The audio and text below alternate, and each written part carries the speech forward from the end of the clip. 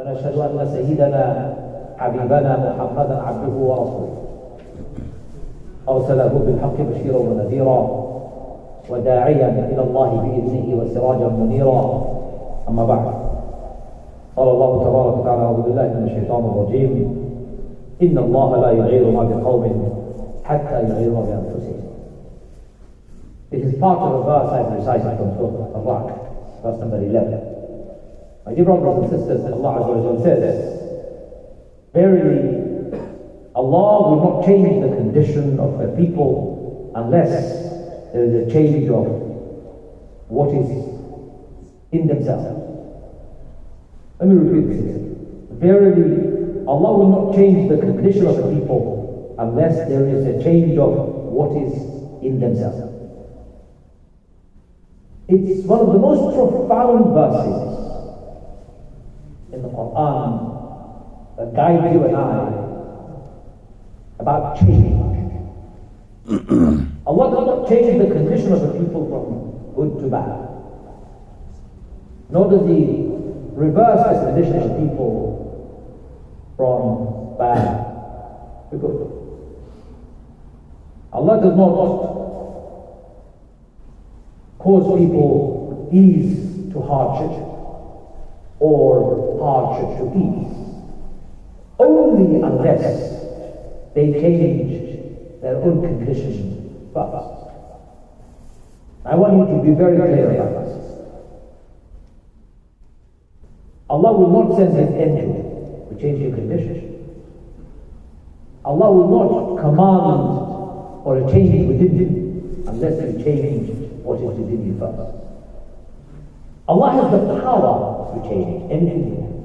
Of course, if He wants to change anything, just be and it will become. But it is against the sunnah of Allah to wish things that you don't want within your own self. Because Allah has made you a human. He's given you a brain, and He's given you the capacity to think. Allah has given you the right to decide between right and wrong. In fact, Allah has given you even the power to reject Allah. Of course, with conscience. If now Allah intervened, you would no longer be a human being.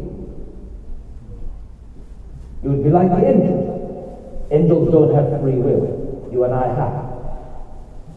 Angels don't have the capacity to decide independently what is right and what is wrong.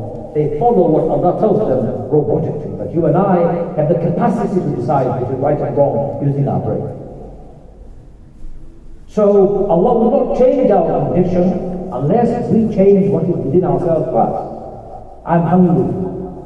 I'm starving. I sit at home and wait for the food to come. I make lots of dua. Ya Allah, bring food to me. Ya Allah, bring food to me. Ya Allah, send somebody for food to me.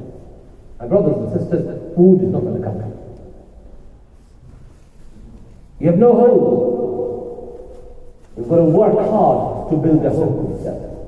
Allah is not going to send an angel who's going to build a home for you. You're suffering from cancer. You can ask Allah, Ya Rabbi, give me shifa from your shifa. And you must.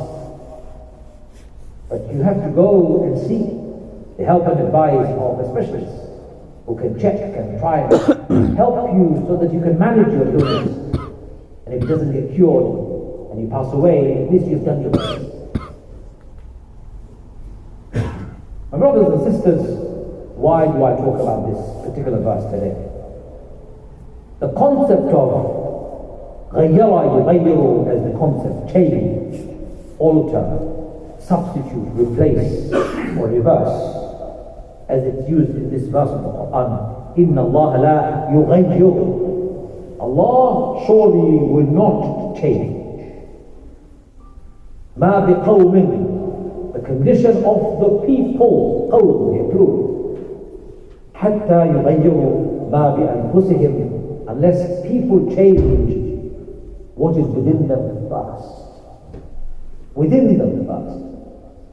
My brothers and sisters, change requires the understanding that here Allah is talking about Allah changing our condition. He is the agent of change. am the agent of change, but I will not change your condition unless you choose to bring about change. Allah doesn't give up His power of being the change maker. He is absolute. He has power to do anything He wants.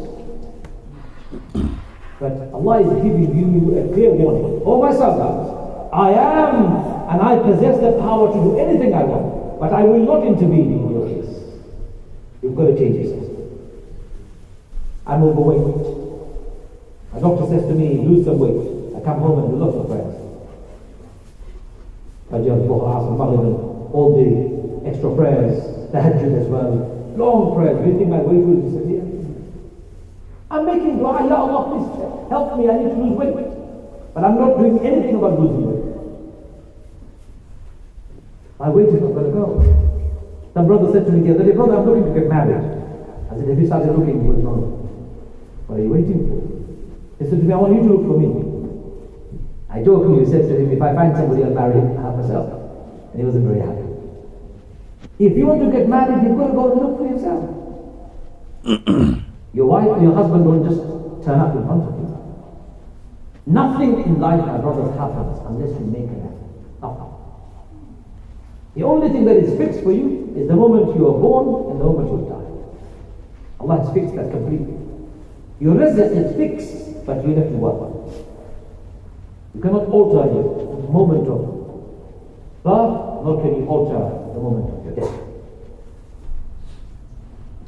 The reason why I talk about this, my brothers and sisters, when you think about change, your change must be realizable.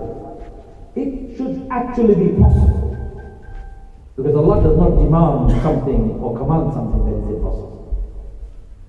Allah does not want you to bring about change that is impossible within you. Losing weight is possible. Getting a home is possible. Getting a job is possible. Getting married is possible. In fact, climbing on top of the mountains to the highest of peaks is possible if I really want to do it. Allah doesn't demand you to change unless the change is realizable, possible, and actual. Change has to be proper, my brothers and sisters. It has to be lasting. It has to be a permanent change. Not fleeting change, momentary change, and you go back to the norm again. No. You have to do your best to change that is permanent, that lasts. Temporary change, this is not what this verse is talking about. Change must also be something that can happen universally, not just you, but everyone can enjoy this change. When Allah talks about change, He isn't talking about the Muslims here only, He's talking about everyone. All Muslims can enjoy the changes. If they change themselves, they'll enjoy change in their circumstances. And my brothers and sisters, if you don't change, you'll become extinct. Because changing is the very nature of people. When you were born this little. I remember my son, who would fit in my arm. Now I can't, he's taller than me, bigger than me, I can't even pick him up. He has changed. I have changed. You have changed. Nature shows you everything is changing around. So, the crux of my discussion today, how do you bring about change? How do you change the condition of this ummah that is experiencing colossal losses, invasions, attacks, massacres, genocide? How do you change? The first and the foremost principle of change, we must change ourselves first. I must change myself. The world will not change if I don't change. Ali ibn Abi Talib radiallahu anhu was resting. A man came and complained, Ya Ali, at the time of Abu Bakr and Umar, there were no troubles in this world. We were ruled very beautifully. And at your time, there is so much fitna and trouble. Ali ibn Abi Talib was very, very profound in what he said. He looked at the man and he said, when Umar and Abu Bakr were ruling, they were ruling people like me, and I'm ruling people like you. Do you understand? You don't want to change, but you want your ruler to change. You don't want to change, but you don't want anybody to cause trouble for you. Oh, my brothers and sisters, it doesn't work. My message today is specifically, please listen to it very carefully. My message today is specifically for Muslims who live in Britain and who consider Britain as their home. If you don't think Britain is your home, this message is not for you. You understand my point? If you consider Britain is your home, listen to it very carefully. Our government, British government, has supplied arms to Israel. In fact, our government, British governments of the past, were responsible for creating the state of Israel. How are we going to change this policy in our government?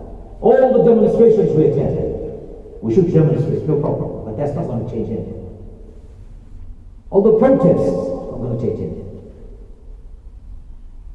How are you going to change the policies of a government that supports dictators and despots around the world, gives arms to Saudi Arabia, tells Yemen, we'll give you some aid, tells Saudi Arabia to go and bomb them, gives arms to UAE and Saudi Arabia come together, they bomb a nation to smithereens. Iran plays dirty game with the region, supplying more arms, enticing the rebels to come forward and fight.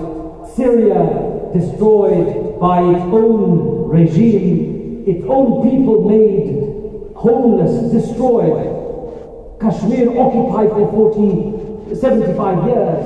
Pakistan gone down the pipes.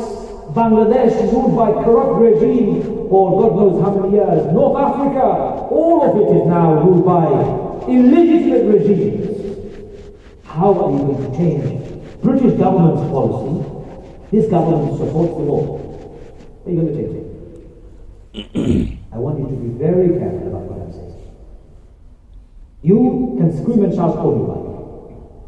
But how are you going to change British government's policy in your country? You may turn around and say, brother, I don't want to change British government's policy, I'm not interested. Well, are you really not interested? I'm going to go back to my country. Which country are you going to go back to? And why are you here in the first place? You must have fled your country because your country was not good enough. You're going to go back to that country? Stop lying to yourself. You're not going to go back to those countries. My father came to this country in 1956. He said, I'm going to go back in 10 years' time. My father said, I'm going to go back to Bangladesh in 10 years' time. I'll never come back again. 5 years ago, he died in London. May Allah have mercy on his soul.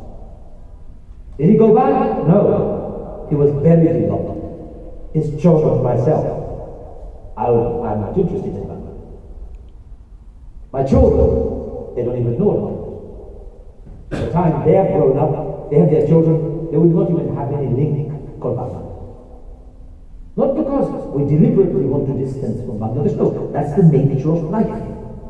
That's the nature of life. When the companions came from Mecca to Medina, after third, fourth generation, there was no connection with Mecca for them. They became people of Medina. When the companions migrated from Medina to Syria, to Iraq, when they went to India, when they went to Yemen, they went to all parts of the world, they became local, just the locals. When they went to North Africa, they settled down in those countries and they became local. They never went back. That's the nature of people. So my brothers and sisters, stop daydreaming about going back to where you come from. You're not going to go anywhere. You've come here, you're doing everything possible to stay here, and those of us who have been in this country for all of our life, we are more concerned about our future in this country than you may be. I'm more concerned about the future of my children in this country than you may be, because you may not think this is your country, but I do. This is my home. This is my country. How am I going to change the policy of this government? By changing myself first. By being relevant to the society in which I live. You are less than 5% of the total population. You're less than 5% of the total population. When you come in the mosque, you think we're 100%. Illusion. You just walk out the main door, you are a minority. 5%. 95% of the population of this country are not Muslims. How are you going to build a relationship with people who are by far in majority non-Muslims. How are you going to build a relationship with them? Or are you saying, I don't need to build a relationship, they're kuffar, I'm Muslim, I don't want to see them? Is that what you're saying? Then you're being the biggest fool on the face of Islam. You're a minority in a country. And you think you will have no relationship with them? Your kids will have no relationship with them? Your businesses have no relationship with them? How are you going to change this country that is fast lurching far and far to the right? Islamophobia is on the increase. Hatred towards Muslims is on the increase. Policies that affect you and I on a daily basis is on the increase. How are you going to change all of that, my brothers and sisters? Dua? No! You make dua, but that's not enough. Allah says that in the Quran, dua must be followed by action. Action must be followed by dua. So my dear brothers and sisters, Allah says in the Quran, إِنَّ اللَّهَ لَا يُغَيْرُ مَا بِقَوْمٍ حَتَّى يُغَيْرُ مَا بِأَنفسِهِمْ. Allah will not change the condition of the people unless they change what is within themselves. In front of us, right in front of us, there is an election coming. 4th of July, there is an election. This government has called for an election. Those of you who have the right to vote in this country, you have a chance to bring about a change, a decisive change. How are you going to bring about decisive change? Which candidate are you going to vote for?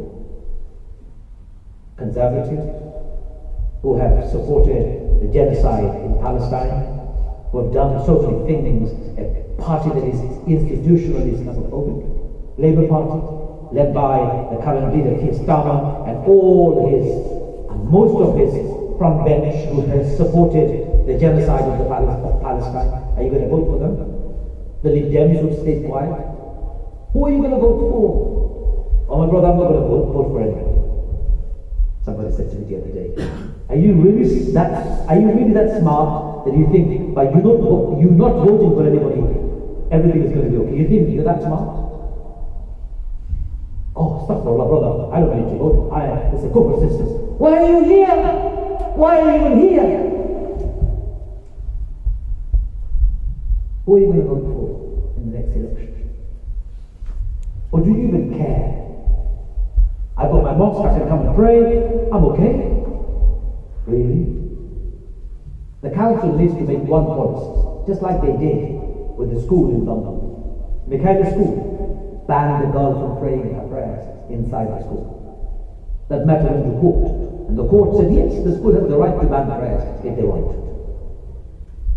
They can ban prayers in the school. What makes you think they can't ban prayers in our mosques? What makes you think the council cannot withdraw licenses that they offer to places of worship? They can withdraw it anytime they like. The only way you can bring about change is if you're involved. If you're in the council, if you're a council. The only way you can bring about change is if you're an MP in the parliament. The only way you can bring about change is if you're a civil servant influencing policies. But the only way you can make a change and bring about change is if you're successful, if you're powerful, if you are a true influencer, if you truly are impactful. That's the only way you can bring about change. So for those of you who think, change, I'm okay, I'm fine, I'm getting my money, I'm praying, I'm okay. Oh my brothers and sisters, that's such a foolish state of mind. I cannot even begin to describe how foolish it is, how irrational it is. When fire burns, it burns everybody. When destruction happens, everybody gets destroyed. When rot happens, everybody gets infected. So I'm asking you, my brothers and sisters, how are you going to bring about change in society? What are you going to do to bring about change? The man who started this very message, Abdullah Kulli, he wanted to bring about a change in Britain. Islam inspired him. He became Muslim later in life. Very quickly he established a mosque. 600 people became Muslim in his own hand as a result of him inviting people to the path of Allah. He built a center here. He opened up the space for Muslims and non-Muslims to come and benefit from. He laid down the foundation for a small mosque which barely took more than 50 people for prayers. Today we have more than 2,000 people praying Jum'ah here. for changing. What are you going to do to bring about change? What are you going to do to bring about change? Or are you just going to be a passive consumer of the benefit that comes in your direction? What are you going to do, my brothers and sisters? Please, answer me this question. Answer it in your mind. What am I going to do to bring about a change? Otherwise, I'll be asked on the day of judgment, "Oh my servant, what did you do to bring about a change? What did you do to bring about a change?" May Allah enable all of us to bring about a change. May Allah enable us to understand the concept of changing. And may Allah make us all beneficial to the society and to the people with whom we share this little island and the world around. وآخر دعوانا أن الحمد لله رب العالمين.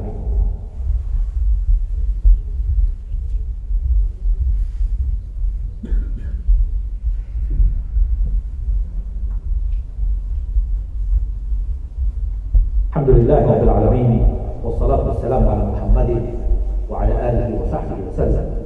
My dear brothers and sisters, I am just speaking from one verse. I don't want to complicate the message. The verse is very simple. إن الله لا يغير ما بقوم حتى يغيروا بأنفسهم. Allah will not change the condition of the people unless they change what is within them first. It's a simple message. I have chosen to bring about change. So in this election coming up, I'm standing to become an MP, inshallah. Make dua for me. I'm not standing from here because I'm not from Liverpool, I'm from London. I'm standing in a constituency in London to bring about a change. Why am I standing to bring about a change? Because I believe in changing. I believe in doing things and not talking about it. And I'm saying to the Muslim communities and non-Muslim communities, go on. If you think I can bring about a change, vote for me in the next election and I will be your voice, loud and proud and clear, and I will speak with my conscience. I will never compromise, and I'm standing independently, my brothers and sisters, not with the party, because I don't believe parties offer me sufficient space to grow and be myself and represent people truth. So understand that. How many of you are standing? Think about it. Brother, we can't all stand because in the parliamentary election there's only one MP in an area. In your locality there is a council. How many of you have ever thought of standing in the local council election?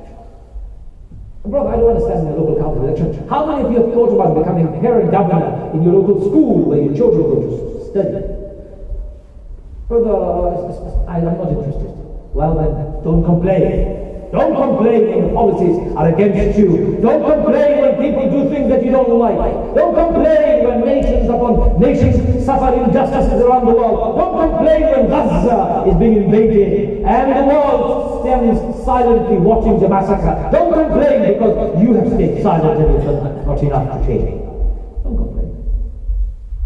Don't complain. You have given up your right to complain. My brothers and sisters, I tell you, it is my biggest pain. I see too many Muslims talking too much, doing very little to bring about change.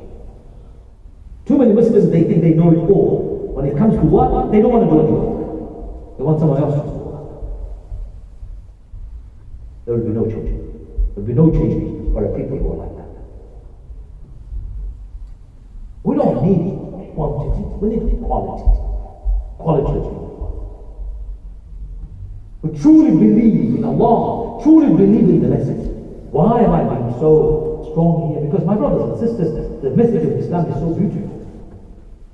It's about equality, it's about fairness, it's about justice for all human beings on the face of this earth. All human beings, regardless of their faith. Everybody has right to justice. Everybody has right to fairness. Everybody has right to equality. This is in the Quran. Allah Azza wa Jalla says in the Quran. And be just and fair with everybody, regardless. That's the message of Islam. Why can I not be an Imam and an MP talking about that very message of Islam in the British Parliament? Why not? Who's going to stop them? Brothers and sisters, Islam is a very beautiful religion that provides solutions to problems of humanity. Unfortunately, many Muslims don't even know their religion, but they don't provide solutions to humanity. They become liabilities upon humanity. If Muslims understood Islam the way it is, there will be the solution to humanity. Allah says in the Quran, كنتم خير أمة أخرجت للناس تأمرون بالمعروف وتنهون عن المنكر وتؤمنون بالله. You're the best of people. Why does Allah call you you're the best of people? There is a reason, there is a qualification. كنتم خير أمة أخرجت للناس. You go to people. تأمرون بالمعروف and you enjoy that which is good. وتنهون عن المنكر and you prohibit that which is evil. We are socially active people. We are politically active people. We are economically active people. We are people who bring and are interested in changing this world. We are people who want to see the world a better place. We don't want to see any more wars. We don't want to see any more invasions. We don't want to see any more murders, massacres, genocides. We don't want to see any of those anymore. Enough. No more. But who's going to bring that on this path? The Muslims. Because we have a consistent message in the Quran that you and I follow. We've seen the hypocrisy of the secular Western model of politics. When it suits them, they talk about genocide. When it doesn't suit them, they don't talk about genocide. Ukraine, genocide. Russia, evil. Palestine, Israel has every right to do what it wants. Hypocrisy is its best. Who's going to change and challenge this hypocrisy? You and me, because you and I have a consistent philosophy. I stand for justice all the time, for all people, across the world. So our message is very simple, my brothers and sisters. And the message of change is I want to bring about a change on this earth that serves everyone. Creates fairness and justice and equality for all people. Restores on this earth balance and peace for all people, like Allah says in the Quran. And truth, my brothers and sisters, will always prevail. Truth will always prevail. Don't worry, Benjamin Netanyahu will be arrested very soon. Don't worry, many of the other genocidal leaders will be arrested very soon. Don't worry, the Muslim leaders from the Muslim countries, whether it is the ruler of Saudi Arabia or the ruler of Egypt, will get their punishment, if not on this earth, in the hereafter. Don't worry. What are you doing to bring about a change while you're alive? What are you doing? You live in Britain. What have you done in Britain to bring about a change? What have you done for your neighbors to bring about a change? What have you done to bring about a change in your own homes? I don't want to continue any longer. I want to just say to you, look, great opportunity in front of us in the coming election. Please vote for the right candidate. Ask the right questions. Are you following a consistent ethical foreign policy? Are you standing with the party that supports genocide? Do you think Palestinian people have a right to their own home? Do you support genocide perpetrated by the Israeli government? Do you support illegitimate governments around the world? Do you support Islamophobia, or do you oppose Islamophobia? Ask us those questions. And if the MP is hesitating, or the candidate is hesitating, don't vote. Vote for somebody else. And if you don't have a candidate that you like, you stand yourself. Go on. I dare you. You go ahead and stand. And show the world how change is going. If you don't do any of those, then unfortunately you've given up on the right to speak. You've given up on the right to criticize other people because you haven't done anything about changing. You've just been talking. So my dear brothers and sisters, this election coming, please, vote with your feet. Teach these genocidal leaders decisive lessons in the coming election. Don't do the same thing that you've done before. Vote with your conscience. And for those of you who are not going to vote, I leave it with you. How are you going to bring about any change? Ya Arhamar Rahimin, Ya Akramul Akramin, we ask you to forgive us, Ya Allah. Forgive us, Ya Allah. Forgive us, Ya Allah. We ask Ya Arhamar Rahimin to have mercy on us, Ya Allah. We ask you to have mercy on us, Ya Allah. Ya Arhamar Rahimin, Ya Akramul Akramin, give us the strength to be able to bring about a change in this world, Ya Allah. Give us the strength to be able to bring about a change, Ya Allah. Bring about a change in ourselves, Ya Allah. In our minds, in our culture, Ya Allah. Ya Arhamar Rahimin, Ya Akramul Akramin. We make special dua, like we make special dua for our brothers and sisters every day. Ya Allah, free Al-Aqsa from occupation, Ya Allah. Ya Arhamar Rahimin, free Palestine from occupation, Ya Allah. Free Palestine, Ya Allah. Free Palestine, Ya Allah. Free Palestine, Ya Allah. Ya Arhamar Rahimin, free Gaza from the genocide, Ya Allah. Free Gaza from the genocide, Ya Allah. Ya Arhamar Rahimin, free Kashmir from occupation, Ya Allah. Free Syria from the fitna and the tightness, Ya Allah. Free Iraq from the troubles and the turmoils, Ya Allah. Free Pakistan from the corrupt rulers, Ya Allah. Free every part of the world that is ruled by dictators and despots, Ya Allah. Ya Arhamar Rahimin, we make special dua for people of this country. Ya Allah, guide them to Islam, Ya Allah. Guide the people of this country to Islam, Ya Allah. Guide us all to your deen, Ya Allah. Keep us together, Ya Allah. Help us to remain united, Ya Allah. Ya Arhamar Rahimin, most importantly, protect our families, Ya Allah. Protect our children, Ya Allah. Protect our children, Ya Allah. And keep us on the right path, Ya Allah. ربنا لا تزغ قلوبنا بعد إذ هديتنا وهب لنا من لدنك رحمة إنك أنت الوهاب. ربنا تقبل منا إنك أنت السميع العليم وتب علينا يا مولانا إنك أنت التواب الرحيم. إن الله وملائكته يصلون على النبي يا أيها الذين آمنوا صلوا عليه وسلموا تسليما. اللهم صل على محمد وعلى آل محمد كما صليت على إبراهيم وعلى آل إبراهيم. اللهم بارك على محمد وعلى آل محمد كما باركت على إبراهيم وعلى آل إبراهيم إنك حميد مجيد. إن الله يأمر بالعدل والإحسان وإيتاء ذي القربى وينهى عن الفحشاء والمنكر والبغي يعظكم لعلكم تذكرون. فاذكروني أذكركم واشكروني وتكفرون والله يعلم ما تصنعون.